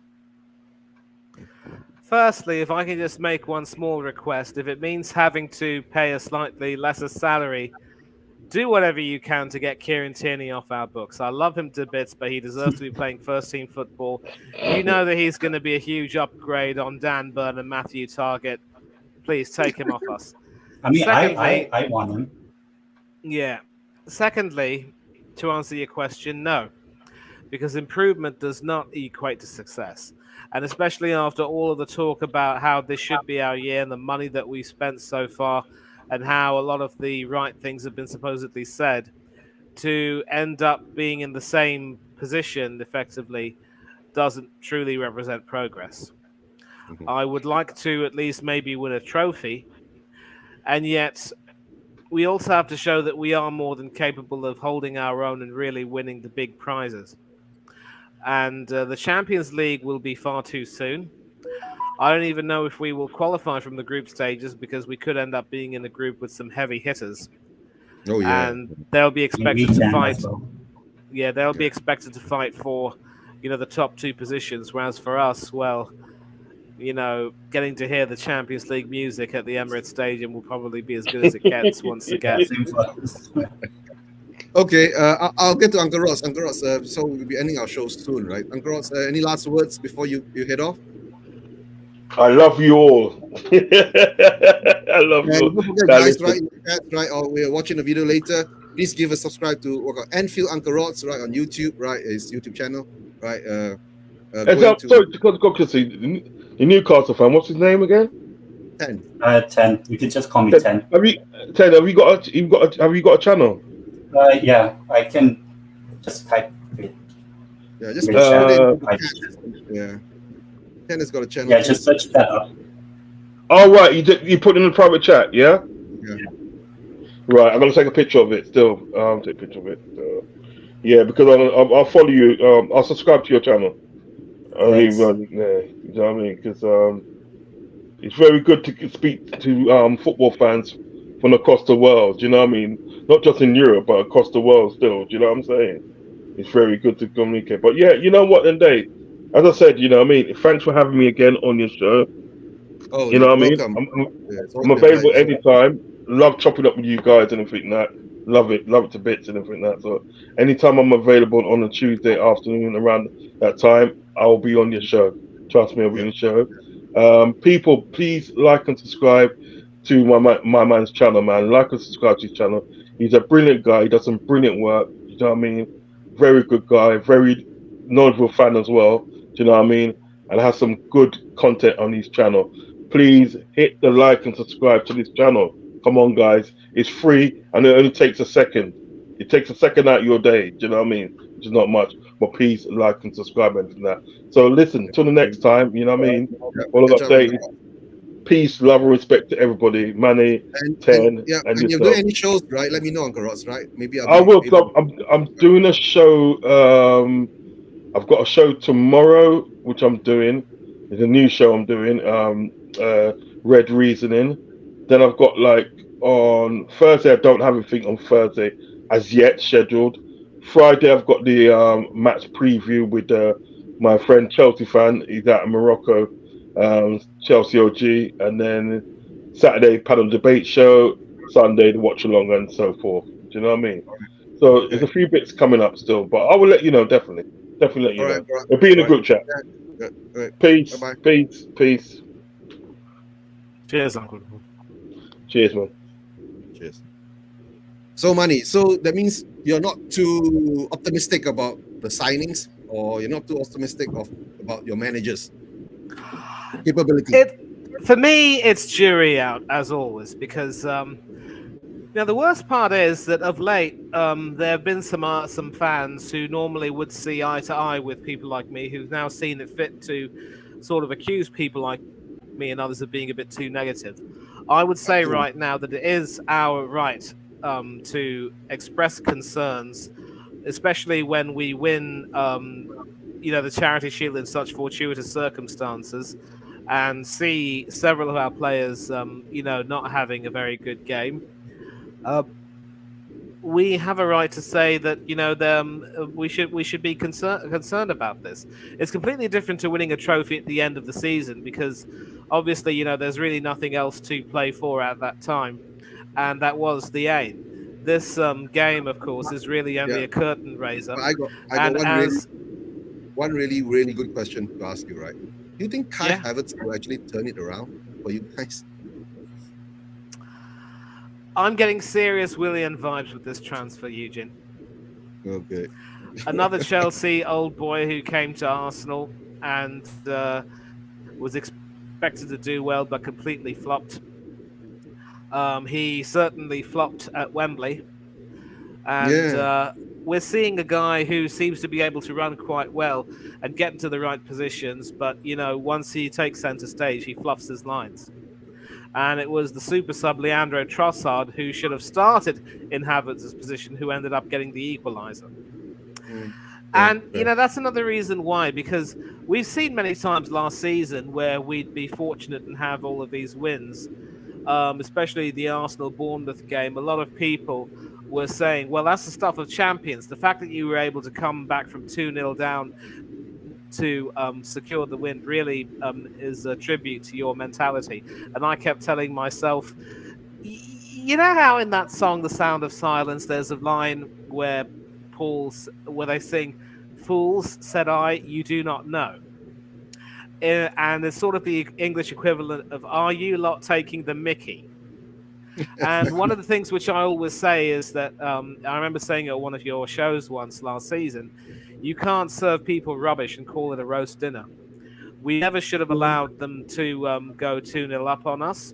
And, it was just really good fortune that their lack of big game experience and big game management know-how ended up costing them what would have been a deserved point. Yeah. And it's sort of it was the same thing against Southampton. They deserved 3 points against us. We were lucky to get one. And the longer you end up getting these fortunate results, the more quickly you end up getting found out. It's history repeating itself. So we're willing to support the team, and we're more than happy to do that. But at the same time, we have a right to be critical and express concerns if the team isn't, firing on all cylinders. For what it's worth, we do have a pretty decent start, but then, home games against United and Spurs, and that's not going to be an easy game. And I realize, No, of course Eugene, you that never know. I Of course realize you that never last know. I realize that you guys, of course, are in a huge rebuilding phase, but I wouldn't write off Ange Postecoglou. I think he's going to do a really good job for you lot, and that's not going to be an easy game by any means. So Arteta's in that position where, once again, if you throw that fella into the river, he'll come out with a trout in his mouth. And I just don't really see too much in terms of reason to be really confident in this team. And they're going to have to really do a lot of work to try and prove me wrong. And even then, let's not forget, it's a 38-game season. If we Yeah. have the mentality that, it's just a game by game thing and we have to make sure we keep our focus, then we can see about it. But I just fear that, especially with a manager like Arteta and some of the players, given their mentality, it's going to be it's history repeating itself all over and over again. And I think if we aren't successful in any way, we've got to bite the bullet and say, Mikel, it's been fun, but you got to go, my son. Fair, fair. Wild at Wolf, the Kane part, we talked about it earlier. For me, is that to tell the truth, I don't care now whether he stays or leave or whatever, right? If he stays, as long as he gives his 100%, and maybe he wins something for us and then he leaves, right? And of course, about our owner, what the hell? Joe Lewis has already transferred about 50% of his holdings of ENIC into a trust. He holds another 70%. The balance, sorry, it's nearly 70%. The balance is owned by our great chairman, brilliant businessman, Mr. Dan Levy. The US court case, I don't think it'll start so soon because he's just been indicted, papers has just been filed. So, it'll take about a couple of months or so more before something happens, right? So, in the US court process. So, we'll find out sooner or later, right? Coming to it, 10. Any last words before we end the show? No, not really. I mean, I'm, compared to Manny, I'm kind of, as a Newcastle fan, I'm kind of excited for what we could do this season. I mean, we went unbeaten preseason, whereby we played Aston Villa, Chelsea, Brighton, Fiorentina, and all that. We won a, little trophy. So that was a bit of fun. The Cellar Cup. So yeah, just there's optimism, but obviously I'm still kind of worried, and we still need a couple of signings, especially in defense, to really feel a bit more confident. So have to see what happens from now till September, basically. But yeah, I'm excited for the season. But we'll have to wait and see. But yeah, that's pretty much what I have to say. All I can say to you, Ten, is welcome to the club, right? So now because Spurs are in eight spots, so now I have to expand it to call it the Big Eight now, right? Oh yeah, not Big Six anymore, right? But of course, what Wolf is saying, Wild Wolf is saying is that Newcastle could be in the top 4 again. Yeah, very much, right? So let's see who's going to be. And don't forget, later I might have to get on Nippon to talk about Chelsea. Get some Chelsea fans on to talk about what's happening in Chelsea, because at the moment I'm trying to avoid it, because whenever you talk about Chelsea, Poch will come out, and Poch used to be an ex-Spurs player. I cannot wait for the Spurs-Chelsea game as a neutral, just to see what happens. No, the thing is that our first home game is already against Manchester United, so that'll be very exciting, right? But guys, thanks for being on, Manny. Thanks for your support, right? Hope you get some good sleep after that, or you're still there, yeah. Still, yeah. I mean, I do apologize for that. I mean, I just today's been really a bit of a roller coaster sort of day, and I did want to hop on and have a say. And I want to thank you for letting me have my say. And this won't happen again. I promise you. No. I mean, it's an honor. I mean, it's a pleasure for you to give me your time and your support, right? But guys in the chats, right? Don't forget, smash the like. If you're not subscribed, please subscribe. 10's channel and all that, right? And thanks, Wild Wolf, right? Stay well, panel, right? And we'll just have a short chat in the back room later, Manny, right? All right, guys, take care. And as always, Levy out. Levy out. I like that. I've been saying that for so long, he's still here.